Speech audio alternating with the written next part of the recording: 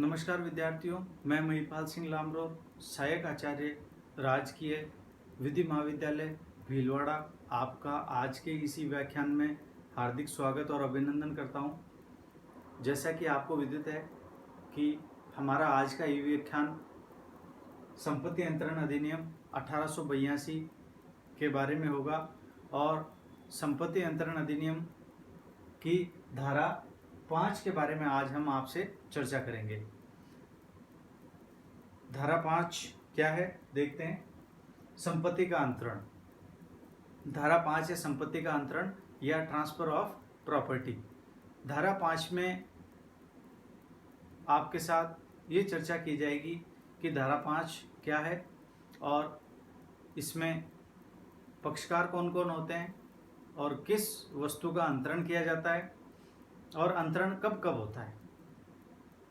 इसके अलावा एक जो महत्वपूर्ण बात होगी वह ये होगी कि क्या अंतरण स्वयं को भी किया जा सकता है। तो आइए देखते हैं धारा 5। संपत्ति का अंतरण एक ऐसा कृत्य है, संपत्ति का अंतरण एक ऐसा कृत्य है जिसके द्वारा एक या अधिक जीवित व्यक्ति, जिसके द्वारा एक या अधिक जीवित व्यक्ति दूसरे जीवित व्यक्ति या व्यक्तियों को, दूसरे जीवित व्यक्ति या व्यक्तियों को जिसमें स्वयं सम्मिलित है, संपत्ति का वर्तमान या भविष्य में अभी हस्तांतरण किया जाता है। ये धारा 5 है और इसमें बताया गया है कि संपत्ति का अंतरण क्या है। संपत्ति का अंतरण एक कृत्य है और इसमें दो पक्षों की बात की गई है, जीवित व्यक्ति या व्यक्तियों द्वारा अन्य जीवित व्यक्ति या व्यक्तियों को जिसमें स्वयं भी सम्मिलित है, संपत्ति का वर्तमान में या भविष्य में अभी हस्तांतरण। तो बिंदुवार चर्चा करते हैं आपके साथ में और धारा 5 के जो मुख्य तथ्य हैं या मुख्य तत्व हैं उनको देखते हैं। मुख्य तत्व या important element of section 5। First, act या कृत्य। पहला जो बिंदु है वह कृत्य या एक्ट है। अब प्रश्न आया कि कृत्य किसे कहते हैं। कोई भी व्यक्ति कोई कार्य करता है उसे हम कृत्य कहते हैं। और कृत्य किसका? धारा 5 में जो कृत्य है वह कृत्य पक्षकारों का होना चाहिए, पक्षकारों से भिन्न व्यक्तियों का कृत्य नहीं होना चाहिए। तो कृत्य पक्षकारों का। पक्षकारों में कौन? वह व्यक्ति जो संपत्ति को अभी हस्तांतरित कर रहा है और दूसरा व्यक्ति जिसके पक्ष में अभी हस्तांतरण किया जा रहा है या ट्रांसफर किसी अन्य व्यक्ति के पक्ष में किया जा रहा है, जिसको हम ट्रांसफरर या ट्रांसफरी भी कहते हैं। दूसरा बिंदु, जीवित। धारा 5 के लागू होने के लिए जो एक महत्वपूर्ण शर्त है वह शर्त क्या है कि पक्षकारों का जीवित होना आवश्यक है। जैसा कि आप देखते हैं कि विल या वसीयत, वसीयत में एक ऐसे व्यक्ति के निर्देशों का पालन होता है जो अब इस दुनिया में नहीं है। तो जो विल है, वसीयत है, वह संपत्ति अंतरण अधिनियम में इस बिंदु के कारण नहीं आती। जो दूसरा तथ्य है वह क्या कहता है? पक्षकार कैसे होने चाहिए? पक्षकार जीवित होने चाहिए, जीवित व्यक्तियों के मध्य अंतरण। तो जीवित यानी जिंदा व्यक्तियों के मध्य। अब एक प्रश्न आया कि संपत्ति का अंतरण तो कंपनियां भी करती है। A company can transfer property in favour और अगेंस्ट। तो अब प्रश्न आया है कि क्या कंपनी जीवित है? तो जवाब आता है जी हाँ, संपत्ति अंतरण अधिनियम के लिए कंपनी को एक जीवित व्यक्ति माना गया है। और जैसा कि आपने विधि शास्त्र में पढ़ा होगा कि एक टर्म आती है कृत्रिम व्यक्ति।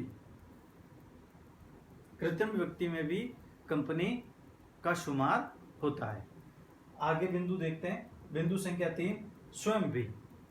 अब एक प्रश्न आया कि जो अंतरण है वह कैसा है? जीवित व्यक्तियों के मध्य। अब वे व्यक्ति एक या एक से अधिक भी हो सकते हैं। मान लीजिए एक प्रॉपर्टी या संपत्ति संयुक्त है और संयुक्त संपत्ति के स्वामी मिलकर किसी व्यक्ति को संपत्ति को अंतरित कर रहे हैं, या जो संपत्ति का क्रेता है वह एक ना होकर एक से अधिक है। मान लीजिए कोई भागीदारी फर्म है और वो एक संपत्ति खरीदना चाह रही है, तो भागीदारी फर्म में एक से अधिक व्यक्ति भागीदार होते हैं, तो स्वयं भी। अब यहाँ एक विचित्र बात आई कि आप स्वयं को किसी संपत्ति का अंतरण कैसे कर सकते हैं। तो यहाँ पर ये बताया गया है कि इस संव्यवहार में उस व्यक्ति की दो हैसियत होगी, एक क्रेता के रूप में और दूसरी विक्रेता के रूप में। तो कोई व्यक्ति मान लीजिए किसी ट्रस्ट का सदस्य है या ट्रस्टी है, तो वह व्यक्ति अपनी निजी हैसियत में अपनी निजी संपत्ति को ट्रांसफर कर सकता है, अंतरण कर सकता है उस ट्रस्ट को जिसमें वह स्वयं भी एक सदस्य है या एक मेंबर है या एक ट्रस्टी। तो यहाँ अपनी संपत्ति को एक व्यक्ति अपने आप को ही अंतरित कर रहा है। तो इस प्रकार जीवित व्यक्तियों में वह अंतरणकर्ता स्वयं भी आ सकता है। अगला बिंदु है संपत्ति। धारा 5 के लागू होने के लिए अनिवार्य शर्त है कि अंतरण योग्य वस्तु होनी चाहिए, यानी कोई भी ऐसी विषय वस्तु या सब्जेक्ट मैटर होना चाहिए जो संपत्ति की परिभाषा में आती हो। संपत्ति अंतरण अधिनियम में ऐसी कोई खास परिभाषा नहीं दी गई है। यहाँ सिर्फ इतना कहकर रुक गया है कानून या विधि कि संपत्ति दो प्रकार की होगी, चल संपत्ति और अचल संपत्ति। और हमने ये पढ़ा था कि चल संपत्ति कौन सी है और अचल संपत्ति कौन सी है। तो संपत्ति होनी चाहिए। अब साधारण शब्दों में अगर पूछा जाए तो संपत्ति किसे कहते हैं? संपत्ति ऐसी विषय वस्तु जिस पर अधिकार किया जा सके और जिसे अभी हस्तांतरित किया जा सके और उसका कुछ न कुछ मूल्य अवश्य हो। ऐसी अगर कोई वस्तु है जिसमें ये तीनों तत्व मौजूद हैं तो उसे संपत्ति की परिभाषा में माना जा सकता है। अगला बिंदु देखते हैं, अभिहस्तांतरण, ट्रांसफर। अभिहस्तांतरण यानी ऐसी कार्यवाही या ऐसा कृत्य जिससे संपत्ति की मिल्कियत या स्वामित्व या ऑनरशिप एक व्यक्ति से दूसरे व्यक्ति में समाहित हो जाता है और संपत्ति का क्रेता बिल्कुल उसी तरह संपत्ति पर काबिज होता है जैसा विक्रेता था। तो यह शब्द आता है अभिहस्तांतरण।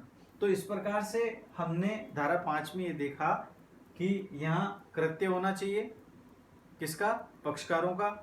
और पक्षकार कैसे होने चाहिए? जीवित होने चाहिए। दोनों ही पक्षकार जीवित होने चाहिए। अगर कोई पक्षकार जीवित नहीं है तो धारा 5 में ऐसा अंतरण नहीं आएगा। फिर हमने देखा कि अंतरण स्वयं को भी किया जा सकता है ट्रस्टी के हैसियत के रूप में। फिर हमने देखा संपत्ति होनी चाहिए, यानी ऐसी कोई विषय वस्तु जो हस्तांतरण योग्य हो, अपना कुछ मूल्य रखती हो और जिस पर काबिज हुआ जा सके या जिसे स्वामित्व में लिया जा सके। और अंत में हमने चर्चा की अभिहस्तांतरण के बारे में, ट्रांसफर के बारे में, कि कैसे एक व्यक्ति से दूसरे व्यक्ति के पास संपत्ति का स्वामित्व और संपत्ति स्वयं चली जाती है। तो आज की इस चर्चा को यही विराम देते हैं और आपसे पुनः भेंट होगी हमारे अगले ही व्याख्यान में। तब तक के लिए धन्यवाद।